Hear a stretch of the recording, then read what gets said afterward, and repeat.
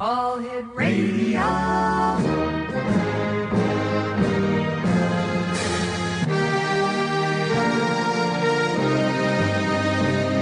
Welcome to the X Zone, a place where fact is fiction and fiction is reality.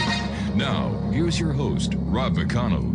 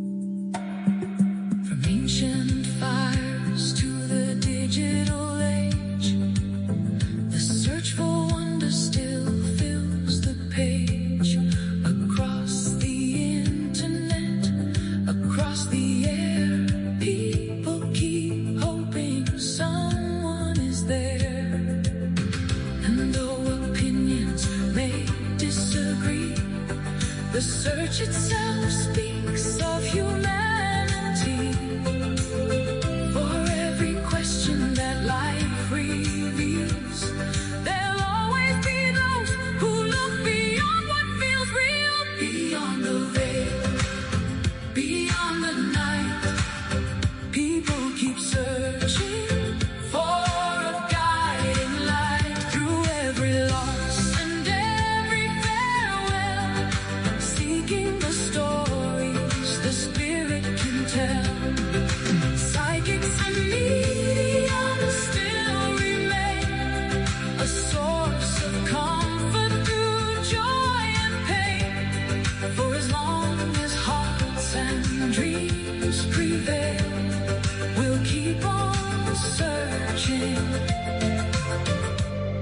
Beyond the veil.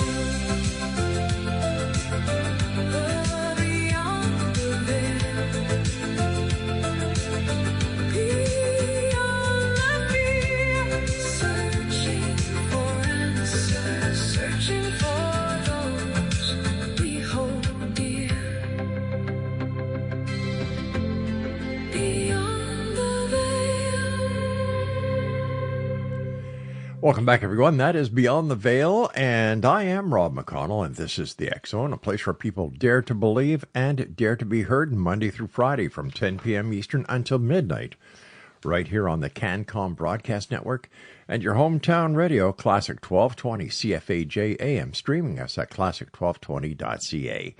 Beyond the Veil is about psychics. It's about mediums. It's about hope. It's about on the other side of the veil. And my guest this hour is Julie Ryan, an internationally known psychic medium, medical intuitive, inventor, entrepreneur, author, and educator whose work has touched the lives of thousands of people around the globe.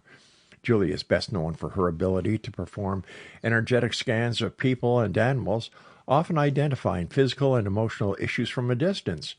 Through her unique gifts, she provides insights into health, healing, spirituality, the afterlife, past lives, spirit communication, and energetic connection that exists between all living things. Her website, AskJulieRyan.com, and Julie Ryan joins us now. And Julie, welcome back to the X Zone. Thanks, Rob. It's always such a delight to be able to have a conversation with you. Yeah, well, you know, you're one of the ladies who come on the show, and the time just flies. Whoop, there it goes right now. Julie, what first led you into the world of medical intuition and psychic development? Well, as you mentioned, I'm a businesswoman. I'm an inventor of surgical devices sold throughout the world, used to manufacture them, and I've founded 9 companies in 5 industries. So I'm a businesswoman who learned how to do woo-woo, and I'm a buffet of psychicness, Rob. So what led me into this is I learned how to do all this stuff, and now I teach people throughout the world how to do it as well. We all come in with the ability. It's just a matter of developing and enhancing it. And how my journey started a little more than 30 years ago was a friend gave me a book called Anatomy of the Spirit by Carolyn Mace, and she called herself a medical intuitive. And I thought, well, what the heck is that? I'd never heard that term before. And back then, Rob, as you know, we didn't have the internet yet. That's right. So I had to do the old-fashioned thing and go to a bookstore to see if there was anything else I could learn about this. And I found a book called Hands of Light by the late Dr. Barbara Brennan, who was a NASA physicist. And she parlayed very complex quantum physics principles into understandable English for the non-scientific mind. That would be me. And talked about how to use energy to help heal. And that's really what launched my trajectory into what's become really a lot of fun and fascinating journey over a little more than 30 years ago. So, what, as a child, growing up, did you have any psychic abilities? I had no, as far as I knew, I didn't have dead people chasing me, Rob, or if I did, I didn't know it, let alone what I would have done with that information. So no, I didn't. The closest thing to psychic stuff that I knew of was my mother read the Jean Dixon horoscope in the newspaper. Oh my gosh, yeah. Yeah. Taking you back on that one, huh? I certainly did when I was dating Wilma Flintstone. So how would you define what a medical intuitive is? Well, for me, I'm like a human MRI. I can connect with somebody anywhere. If you were in a galaxy far, far away, I could find you. And I connect to you energetically. And then I envision shooting energy from your feet up through the top of your head. And it's like I'm a human MRI or an X-ray or a CT scanner. I can see inside people's bodies with their permission. I don't ever do it without somebody's permission. And I can see broken bones, torn ligaments, viral infections, bacterial infections, cancer, whatever. And then help facilitate energetic healing. So I believe it's spirit working through me and with me to help the person heal themselves. Because it's important for us to remember that nobody ever heals anybody else, ever. No doctor, no medical provider, no chiropractor or shaman or energy healer like me. We all help the person heal themselves. And my explanation for that, Rob, is imagine if you had a big cut on your leg and you went to the hospital to get it stitched up. Well, that doctor's going to suture it for you, but the doctor doesn't make your skin grow back. You make your own skin grow back. And that's how true, all this works. What was the first experience, Julie, that convinced you your abilities were real and you just weren't imagining it? I don't know what the first one was, but I have a fun story about my husband when I was dating him. Want to hear that? I'm sure you do. Yeah, sure. He had a big old bone spur on his left foot, on his heel, and he was scheduled for surgery. And I said, well, let me take a look at it. He lived in Birmingham, Alabama, and I lived in Nashville, Tennessee at the time. So he used to drive up on the weekend. And I said, well, let me look at it. And we were dating at that point, and I told him a little bit about this energy healing stuff I was learning. And he's like, yeah, whatever. So I said, well, let me look at your foot. He said, what do you mean look at my foot? It just looks like a foot. You can't see the bone spur. You got to look at the x-ray. And I said, just give me your foot. So I put my hands on his foot, which now I never do. I'm never with somebody when I scan them. Like I said, it's all distance. And I said, yeah, you got a bone spur here. So I did a healing on it, removed the bone spur. And I said, you had plantar's warts on your bottom of your feet. And he said, I don't have plantar's warts. And I said, no, not now, but you did at one point because I can see where they were burned off, where they were removed. And it looks like they used a laser to do it. And he said, there's no way you could know that because I was in the 5th grade when that happened. I was 10. Oh, my gosh. And I said, well, I'm telling you, I can see right where they were burned off energetically. And there weren't any scars on the bottom of his feet or anything. I could just see it energetically where that charred tissue was. So I removed that, used a little energy healing and to make it better. Well, long story short, he went back to Birmingham and he had an appointment midweek, perhaps, with his foot surgeon. They were looking at the x-rays. We're going to have a bit of a cliffhanger here, Julie. I've got to take my first break. Please stand by. X-Zone Nation, our guest this hour, Julie Ryan. Her website, askjulieryan.com. This is the X-Zone. I am Rob McConnell. Julie and I return on the other side of this break right here on the CanCon Broadcast Network and your hometown radio, Classic 1220 CFAJ AM here in St. Catharines, streaming us at classic1220.ca.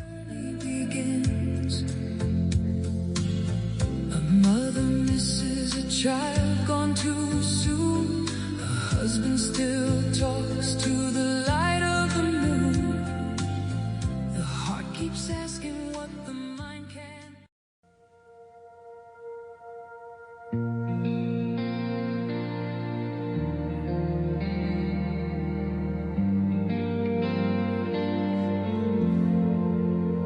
When the night feels heavy and the answers won't come, when your heart's out searching but you're feeling undone, there's a voice in the silence calling out your name, reading stars in the heavens, lighting up your flame. She sees the patterns past and present too, a cosmic map that leads you back to you. Ask Holly Hall, she'll read your soul tonight. Through the stars, she'll bring your truth to life. From the past to the future, every rise and fall, find your path. Just ask Holly Hall. X-Zone Nation, our guest this hour is Julie Ryan. Her website is askjulieryan.com. So, Julie, you were telling us how you were you were dating your husband and you started playing footsie. I guess you can call it that because it has something to do with his foot.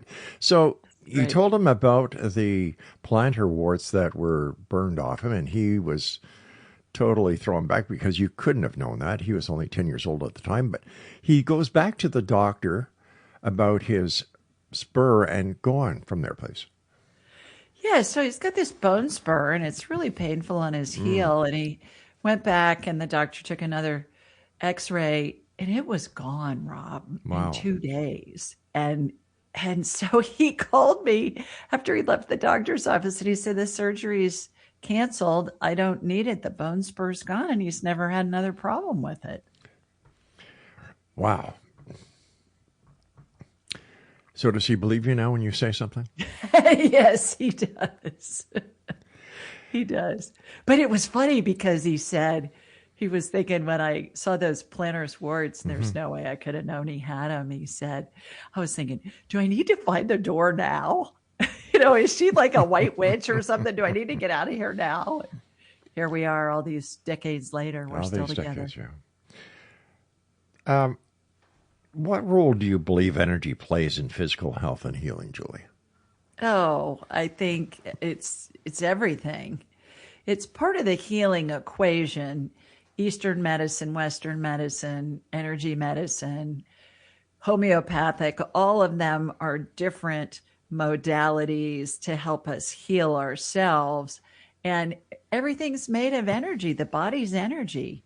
If you think about an EEG, which is a brain scan, What are they doing? They're checking the brain waves outside of the body. They're tapping into that energy.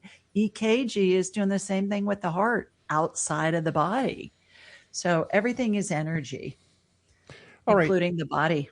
Okay, so can you explain how the energetic healing works?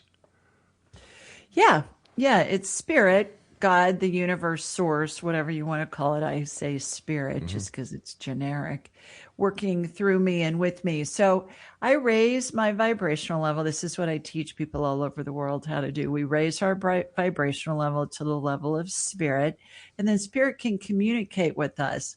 And I'll be given information. Like I said, I can see in my mind's eye. I'm like a human MRI. And so I watch these healings happen, and they take the form, Rob, of something getting added, something getting removed. I watch procedures all the time in my mind's eye that emulate what I saw in surgery for all those years, developing products, testing prototypes, things like that. Sometimes I see healings that utilize methodologies and devices that haven't been invented yet. And regardless of what I'm seeing in my mind's eye, I'm describing it to my caller into my Ask Julie Ryan show or to my client.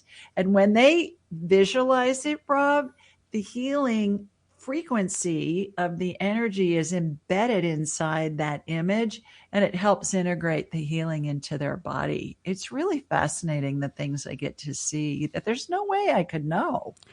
Julie, why doesn't traditional medicine use this technique? They're starting to. Here in America, there are more than 800 hospitals across the country that are using energy medicine that is a form called Reiki. It's elementary energy medicine. It's Japanese, but it's ancient.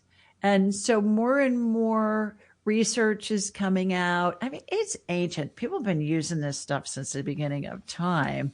And as we've become more well-educated and proof-based, we want to see clinical research. And there's lots of it out there. So especially with cancer patients, a lot of cancer clinics now will administer chemotherapy and then they'll have their patients go get acupuncture because it reduces the symptoms. Well, that's energy medicine. It's just thousands of years old. But does this all depend on the person's faith in the energy healing? For example, if someone is skeptical about the energy healing that they're going to be getting, does that energy healing still work? Well, I think the placebo effect is always is always in play.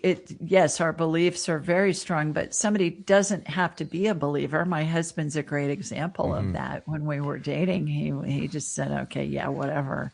He didn't buy it, but when Right. that surgery was canceled, boy, he was a believer after that. So to answer your question, no, you don't have to believe in it in order for it to work. And I think that our bodies are going to follow what our brains show it and tell it. And so it's helpful when people believe. Besides your husband's healing, have you seen what kind of other miraculous healings are you able to tell us about that have been done because of the energy healing that you have done? Yeah, I have thousands of stories, Rob. I have worked on literally tens of thousands of people. But the thing that's the most remarkable, in my opinion, that I get to see on these healings is when new organs are generated. I'll watch in my mind's eye again, I'll watch a plastics mold like what I used when I was manufacturing surgical devices, blow molds, injection molds. Think of a Jello mold, if you will. And stem cell energy is the coolest stuff ever because it will it'll generate or regenerate any body part we need. So for instance, let's say if I have a client who is having kidney failure on his left kidney, I'll watch a mold of Stanley's left kidney and I'll watch stem cell energy go into it. I'll watch a vortex spin above it. Stem cell energy is a light amber colored watery gel, Rob, and it has sparkles in it because it's woo-woo. Got to have sparkles. Sure. And it reminds me of this hair gel in the 60s and 70s called Dippity Doo. Oh my gosh, Dippity there's Doo? something I haven't heard of in a long time. My daughters used to love it. I know. And they still sell it on Amazon, which I think is Wow. hilarious.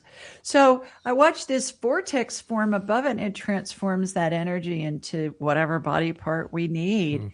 And then I'll watch the plumbing get clamped. I'll watch the diseased kidney get removed. I'll watch the new kidney get hooked up. The clamps removed. The new kidney starts up. Whenever a new organ starts up, Rob, I always hear like a diesel motor starting a truck or a Harley motorcycle is what it sounds like to me. And then it lights up. And I've lost count how many doctors have called me because when the person goes in to get a scan at the doctor's office or the hospital, there's this new kidney in there that's performing just fine. And the doctors are calling me saying, what the heck? What is going on? How does this work? And I explain to them every cell is a nucleus. Every nucleus is surrounded by cytoplasm, which is a watery gel like Dippity Doo. And our bodies have a centrifugal force in them that spins that causes our cells to divide and replicate to the tune of billions of them a day. I'm just watching this healing in warp speed, what our bodies do on their own. So it's fascinating when we get to see really scientific explanations for the healings I get to see. How do skeptics typically respond to your work? Oh, I don't really talk to them that much. It's very rare that I'll have somebody say something to me. Usually people that are attracted to me they've listened. We have more than 800 episodes of the Ask Julie Ryan show out, Rob. So, if somebody's heard one of my episodes, they know I'm legit. But every once in a while, especially early on, I'd have somebody say, well, I don't buy this stuff. I don't believe that you're really talking to spirits. And I think that's evil. And I'll say, well, okay, do you pray? And they'll say, of course I pray. And it's usually somebody who's, like really The Bible fundamentalist Belt, yeah. or whatever. And I'll say, well, do you pray? And they'll say, yeah. And I'll say, to whom are you praying? And they'll say, Jesus or whoever, God, whoever. And I'll say, okay, so when you're talking to Jesus, does Jesus ever answer you? And they say, yeah, I get my prayers answered all the time. And I said, okay, so let me understand this. When you're talking to Jesus, you're sitting on your living room couch and Jesus is sitting next to you and you can hold his hand if you want while you're talking to him. And they say, no. And I say, oh, you're talking with Jesus' spirit. And you can see their eyes kind of bug out of their heads, Rob. And they go, I never thought about it that way. It's the same thing. Yeah. Now, you often communicate with spirits. How does that process work? Well, our heads are like big satellite dishes, Rob, and they receive and transmit frequencies. Every spirit has a frequency they keep throughout all of their lifetimes. And it's irrelevant whether you knew somebody or not when they were alive. It's irrelevant whether that spirit's attached to a body of somebody who's alive or not. All you have to do is just think of somebody, like think of your dead grandmother. That tunes your satellite dish head to her frequency, and it opens up something similar to what we're talking on, a two-way radio communication. And you say something and grandma's spirit's going to answer you. How you know that the response is coming from your grandmother's spirit in heaven is it comes in fast as you can snap your finger, immediately, sometimes even before the thought is even done being thought. And that's because time doesn't exist in the spirit world. Time's a human creation. So grandma's already got your thought and is oftentimes responding even before your thought is finished. Fascinating. I've got about a minute left before I have to go to my commercial break. How do you think that quantum physics is going to work its way into the spirit communication? And how do you think it's going to prove to the masses, the scientific community, that spirit communication is real? Oh, I think it already has. I think that's exactly what we do. And plasma energy is what we use. We were taught you have three states of matter: liquid, solid, gas. Well, plasma is 99% of it. So it's the fourth state of matter. And that's what we use for all this healing work and spirit communication. Gotcha. Exonation, Julie Ryan is my guest. Her website is www.askjulieryan.com. And Julie and I will be back on the other side of this short break as the X Zone continues with yours truly, Rob McConnell, right here on the CanCom Broadcast Network and on your hometown radio, Classic 1220, streaming us at classic1220.ca. There's a voice in the silence calling out your name, reading stars in the heavens, lighting up your flame.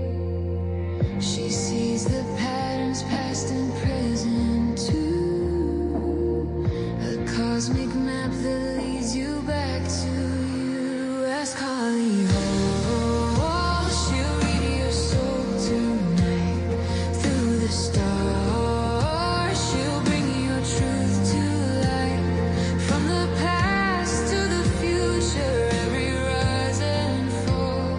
Find your path, just ask Holly Hall. Planets alive.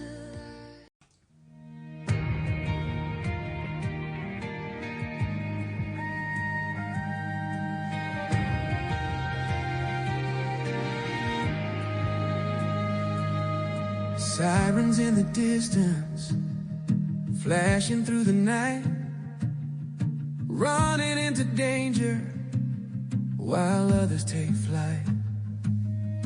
Boots on the pavement, heart steady and true, but there's something deeper guiding what he'll do.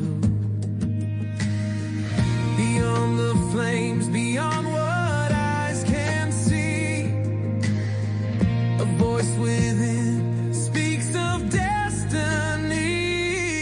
He's a psychic firefighter, walking through the fire, saving more than bodies, lifting spirits higher. From the smoke and shadows, where the lost souls call, he hears them whisper.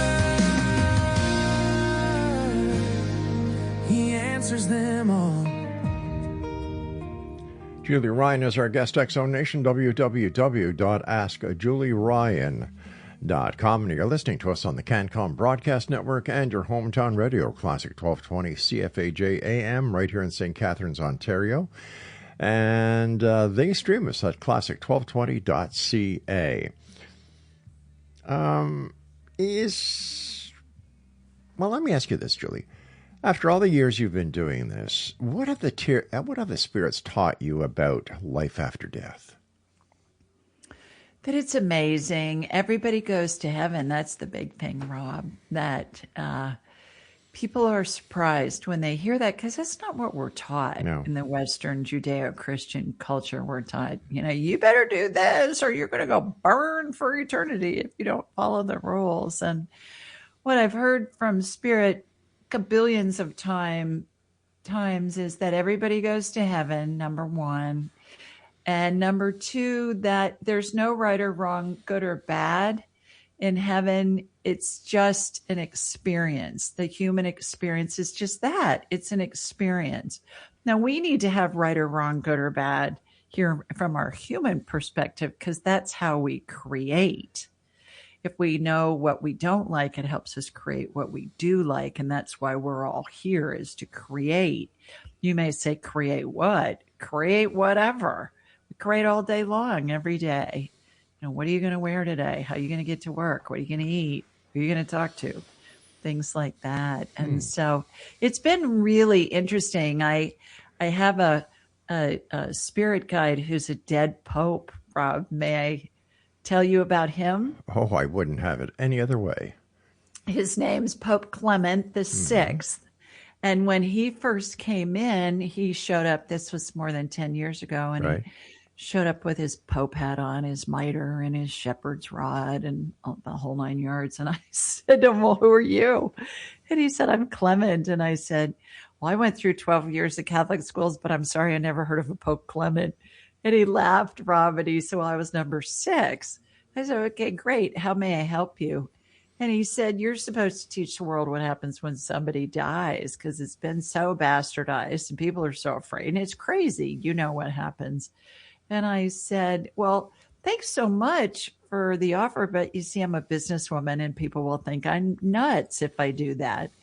And he said, yeah. Everything you've done in your career has prepared you for this. You just need to get on with it. So a few minutes later, I looked him up on my phone, Rob, Pope Clement the Sixth. And what I learned was he was in office during the Black Plague, when 2/3 of Europe died, and he's best known for his prayers for the dying and his prayers for the dead in the 14th century. And I thought, okay, Ryan, you can't make that up. I never heard of the guy. So he's been my mentor ever since, and my main spirit guide. And he's just a riot. He's hilarious. Whenever he shows up, he always has his Pope hat on. And I said to him, Clement, I know who you are by now. You don't have to wear the hat. And he says, yeah, but it looks good, don't you think?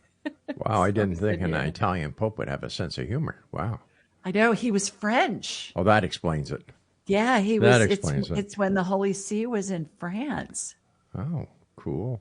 Yeah. Is there a common message that deceased loved ones try to convey to the living, Julie? Yes, that they don't want us to grieve for them. They want us to be happy and joyful and get on with our lives. And that's number one. Number two, another very common thing too, Rob, is that they're all around us all the time. We can communicate with them anytime. They're just in a different form, and they're waiting for us to ask for their help. They're not going to interfere with our lives. They'll send us ideas, but that's where free will comes in. They're not going to interfere. But if we need their help, boy, they are ready and willing and able and thrilled to be of assistance, not just our loved ones, but our angels and our spirit guides and the saints and God, and not necessarily in that order, just all of them. Do you think the Pope would be one of them? Oh, yeah, okay. Absolutely. So how do we ask for this help? Just ask. We're all a fractal of the divine, Rob. And so we're all made in the image and likeness of God. And if you think God is a spirit, right? And we're made in the image and likeness of God in spirit form, we can be everywhere all at the same time too. We can communicate with any spirit just like God does, whether it's attached to a body or not. So we just ask. You can ask out loud. You can ask in your head. Doesn't matter. I've got to try that on after the show, believe me. You've spoken about the 12 phases of transition. What are they, Right. and what inspired this research? Well, when Pope Clement came in and he said, you got to teach the world what happens when somebody's dying, I wrote a book called Angelic Attendants, What Really Happens as We Transition from This Life into the Next. And anybody that wants a free copy, just go to julieryangift.com, julieryangift.com, and we'll send you a free digital and audiobook download. And we have it in Spanish too, if you prefer Spanish. So Pope Clement asked me to do this, and I resisted for several years. And then finally there were a couple of other really big incidences that happened, and I'm happy to share those with you when we have time. And so I said, all right. And the 12 phases are what everybody goes through, Rob, how we're surrounded by angels and the spirits of deceased loved ones and pets as we're transitioning. And now, fast forward, there's university-based research that shows that 90% of people see the spirits of deceased loved ones at the end of their lives and pets. 90%. So, yeah. Well, it seems that we've missed saying somebody is deceased is not the right phraseology, because they're still alive. Right. It's just in another form. Correct. Like they've gotten rid of this meat suit and they're out there beyond the veil. Exactly. So in your opinion, is anyone ever truly alone when they're dying? Never. No, really great point, Rob. It's whether somebody dies instantly, like in the case of a homicide or suicide, or whether they die over a prolonged period of time, days, weeks, months, even years. Everybody's surrounded by angels. Everybody's surrounded by the spirits of deceased loved ones and pets. Recently, I was working with a woman and her husband was dying. And I said, there are African animals, spirits in the room, like elephants and giraffes and lions and rhinoceros and these African animals. Why would that be? Did he work at a zoo or something? And she laughed and she said, no, when he was young, he was in the Peace Corps for 10 years. He worked in Africa on an animal preserve and all those animals were there. So their spirits were there as this guy was dying. So based on what you've been told by the Pope, as well as the people that you've had the opportunity of working with over the years, Julie, what role do angels play in your understanding of the transition process? The angels are there as part of what I call the Welcome to Heaven Committee.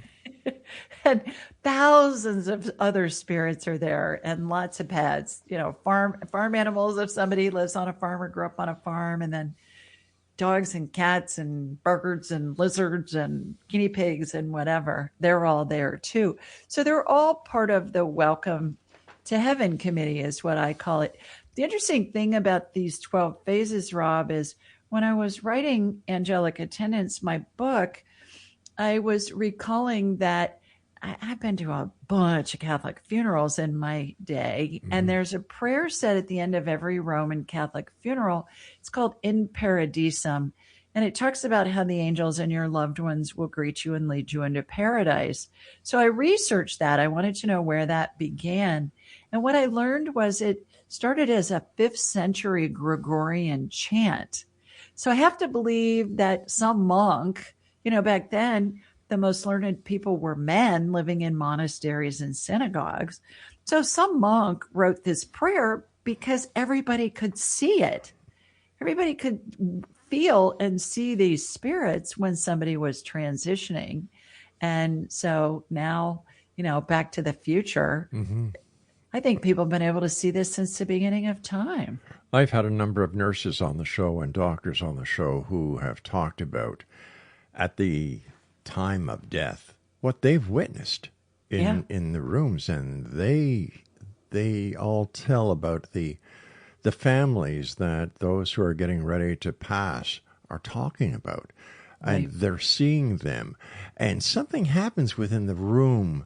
There is a feeling of joy, even though at a time of passing. And, there has to be more than what we are led to believe. And I just wonder how often religion has been holding us back from really knowing the truth because of the marketing value and control that religion has on so many people.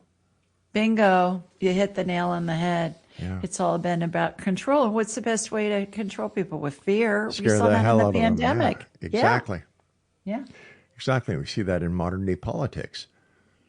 Exactly. Yeah. Yeah. Well, we've seen it since the beginning of time, in religions and cultures and governments and But all of that. people weren't as free as we are today to actually talk about it. Mm-hmm. All right, Julie, you and I have to take our break at the what's this, our final segment, Craig, that we're coming up to? Wow, time goes by when you're having fun with Julie Ryan. Her website, AskJulieRyan.com, X-Zone Nation. And the June-July edition of the X-Chronicles newspaper will be available next week at www.xchronicles.net. Julie Ryan is my guest. I'm Rob McConnell. This is the CanCon Broadcast Network. And we're coming to you from our broadcast center here in St. Catharines. And we're also on your hometown radio, Classic 1220, CFAJ AM, that stream us at classic1220.ca. We'll be back on the other side of this break. Don't go away.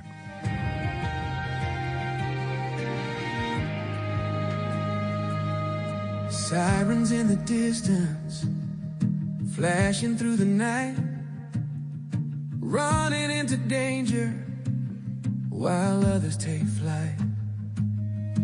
Boots on the pavement, heart steady and true, but there's something deeper guiding what he'll do.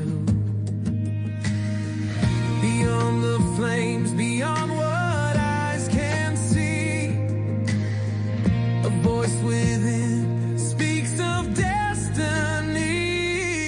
He's a psychic firefighter, walking through the fire, saving more than bodies, lifting spirits higher. From the smoking shadows where the lost souls call, he hears them whisper.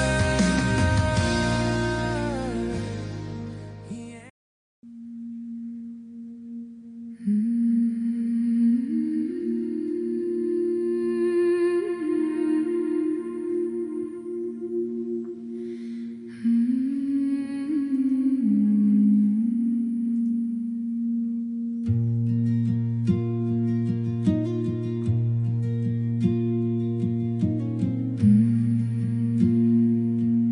In a house of dragons and candlelight,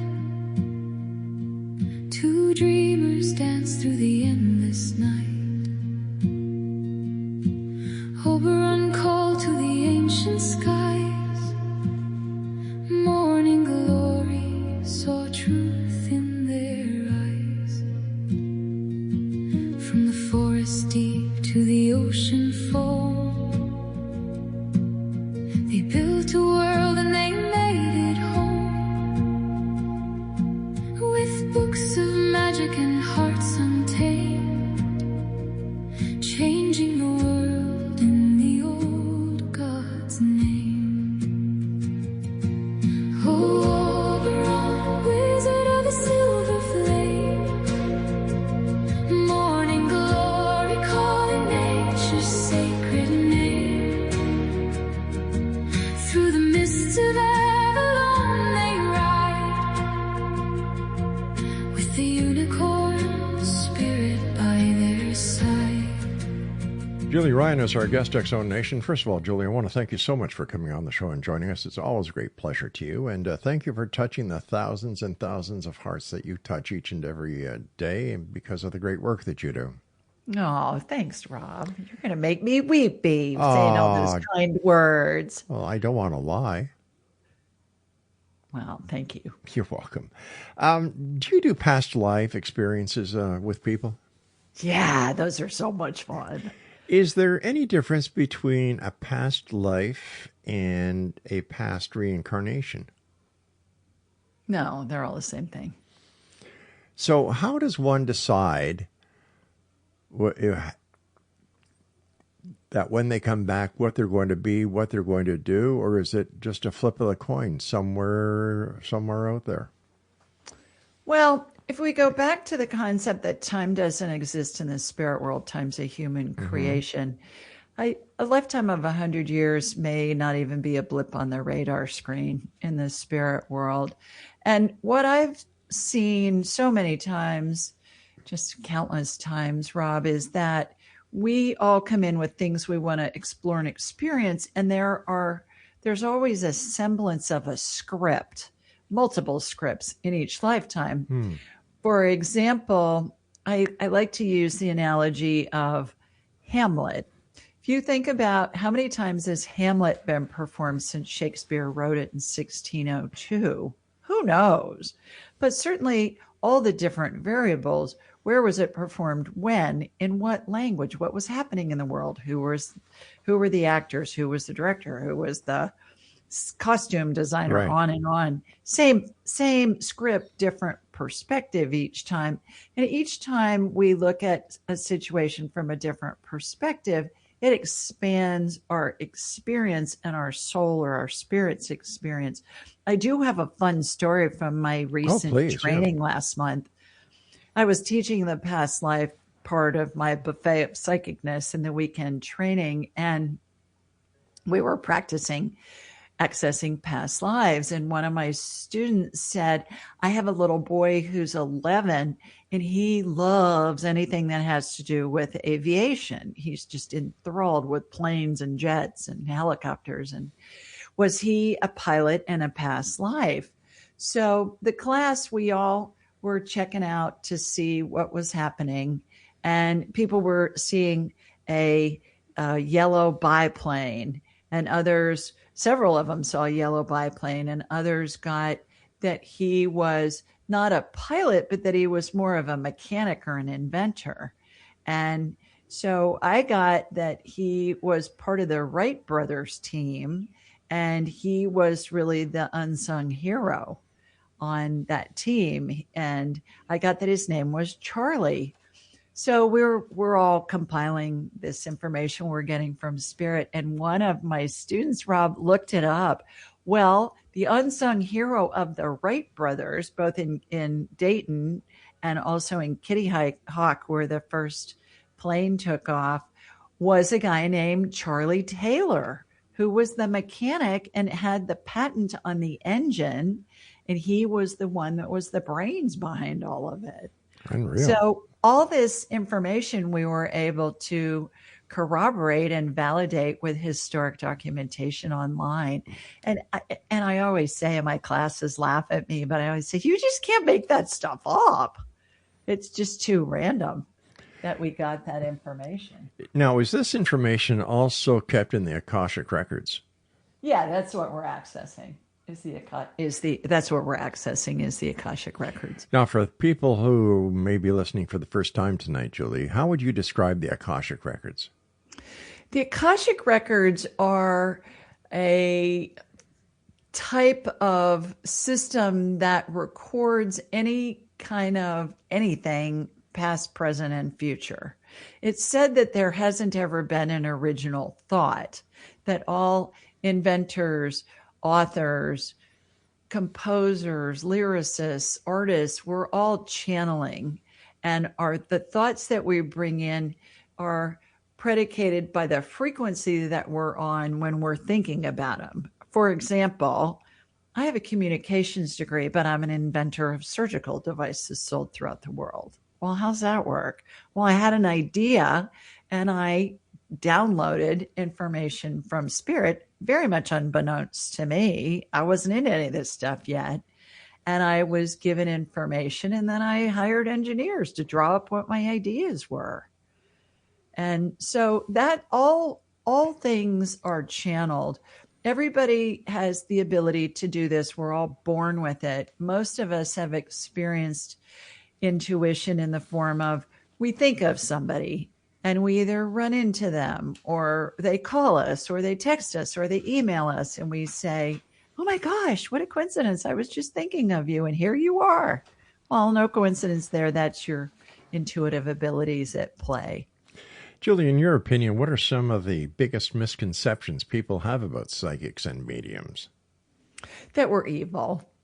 or that we're doing, that it's devil's work or whatever. Well, the Bible and all the holy scriptures and the texts and all religions are full of the elders. The angel appeared to Joseph and said, you need to move Mary into baby Jesus because Herod's killing baby boys.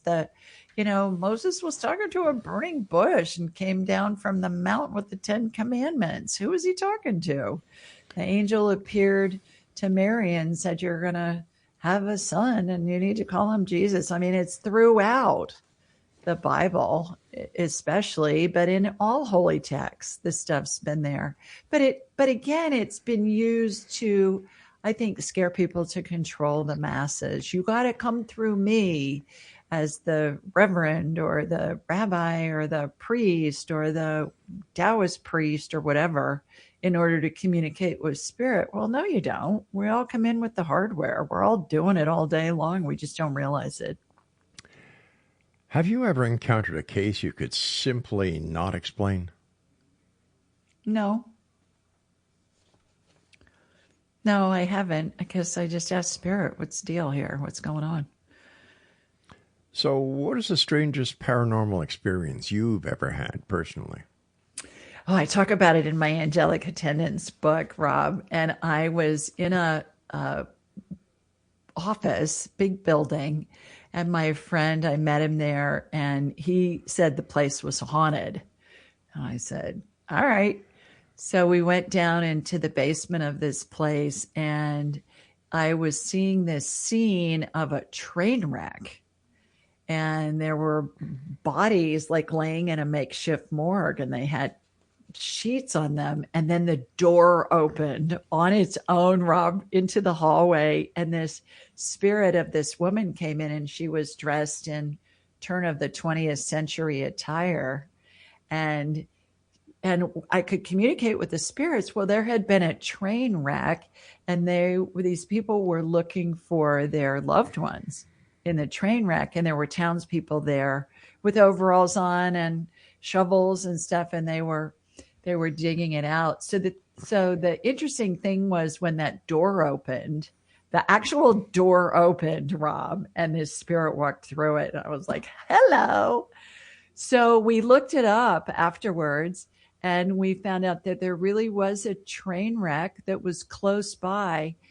And I saw way more bodies than were killed in the train wreck in this makeshift morgue. But it was during a TB epidemic, tuberculosis, where people were dying left and right. Somebody would leave the house to go run an errand or go to work, and they'd come home and their family members would be dead. So they just brought these train wreck victims to this morgue that was really put together for tuberculosis. And we could validate all of it online with this historic documentation. Julie, how do you think humanity's understanding of consciousness will change over the next 20 years? Well, I think that more and more information is coming out, and the zeitgeist is really changing, Rob. I'm finding that a lot of the old guard are dying off, quite frankly. And the younger people, they haven't been inundated with the fire and brimstone, scary stuff. And so they're really open to this. And a lot of the time within the confines of religion, I mean, that's what religion's based on, all of this. So I'm finding that the zeitgeist is really shifting, and people are more interested in this. We've got about a minute left, Julie. What are your final thoughts for the members of the X-Zone Nation listening tonight? Well, we're all going to lose a loved one, and we're all going to be in that boat ourselves one day. So go to julieryangift.com and get a copy of my book. It's free, digital and audiobook downloads, and also in Spanish. And share it with your family and friends. It's not about me selling books. It's about me getting this information out. Remember, Pope Clement said, you're on a mission from God to teach everybody what happens when somebody dies and how we're surrounded by angels and loved ones' spirits. So we all go to heaven. Everybody goes to heaven. It's a glorious thing. I'm looking forward to seeing what happens, just not today, like in the future. Do you have any courses that are available online that our listeners can take? I sure do. Just askjulieryan.com. Everything's there. I have self-paced online trainings. The most important thing about all my trainings, which I think really differentiates them from others, Rob, is that all of them have live practice groups with them. And so there's a facilitator in there that's going to help validate the information that one of my students is getting. And it helps them learn to trust the information they're receiving. The more validation they get, the more they trust it, the more it's just second nature. Everybody's doing it now. It's just a matter of developing and enhancing it if it's something you're interested in. Julie, I want to thank you for joining us tonight. Always a great pleasure. Take care of yourself, my dear friend, and keep the great work up, Julie. The world needs you. Thanks, Rob. Bye, everybody. Exonation, if you'd like to find out more about our guest this hour, Julie Ryan, visit her website at askjulieryan.com. I'll be back on the other side of the news at the top of the hour as the X Zone continues with yours truly, Rob McConnell, from our broadcast center and studios in St. Catharines on the CanCom Broadcast Network. The X Zone, Monday through Friday from 10 until midnight, right here, like I said, on the CanCom Broadcast Network and, of course, on your hometown radio, Classic 1220 CFAJ AM, streaming us at classic1220.ca.